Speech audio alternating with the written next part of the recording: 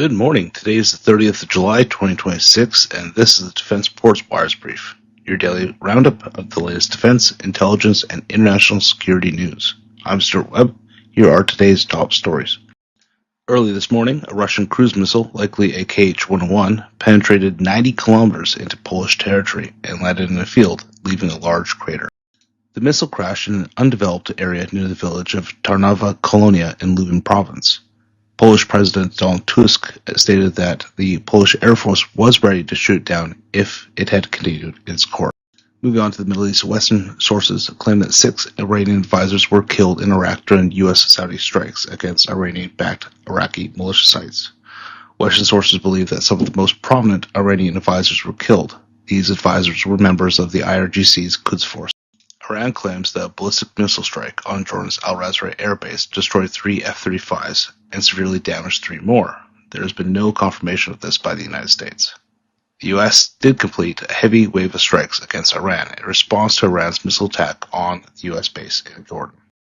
Yemen's information minister, Muammar al-Irani, claims that the Houthi militants are working with Iran to charge a transit fee in the Red Sea. Al-Irani claims that this was confirmed by recently obtained confirmed intelligence that IRGC experts and advisors are directly involved in setting up the framework for this. A drone hit a U.S.-owned gas storage facility in Egypt at the port of Damietta. The Egyptian Petroleum Ministry confirmed that there was a fire at the port, but made no mention of a drone attack. There has been no confirmation whether the drone came from the Houthis, the Iranian-backed Iraqi militias, or from Iran. This attack demonstrates that there is a security quagmire unfolding in the Middle East, as there are now 3 active opponents for the United States in the region. Moving on to Ukraine, Ukraine hit one of Russia's largest Lukoil-owned oil refineries. The facility, located in the city of Perm, processes more than 13 million metric tons of crude oil annually. It produces gasoline, diesel, jet fuel, and lubricating oils. A fire was reported at the refinery after the attack and is believed that it hit the primary oil processing unit, one of the facility's key installations. 2 more wild berries warehouses were struck by Ukrainian drones overnight in the cities of Penza and Sarpul. Wild berries controls approximately half of Russia's online retail market. Before these last 2 attacks, it is believed that wild berries already lost 15.4% of its total floor space for warehousing. This comes as Russia's largest lender, Sberbank, reported that impaired loans rose to 5.5% of its portfolio, up by 0.7% from the previous quarter. Sberbank estimates that it accounts for 32.5% of Russia's corporate lending and 50.5% of retail lending. The bank's total loan portfolio is 52.6 trillion rubles, or $657.5 billion US, and therefore the bad loans would equal 2.9 trillion rubles, or 36.6 billion US. With the continued attacks on wild berries, this figure of bad loans will ultimately rise and put more pressure on the Russian economy.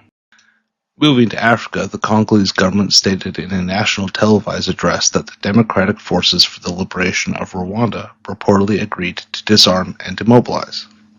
The group said that it is willing to return to Rwanda or a third party if it would be accepted.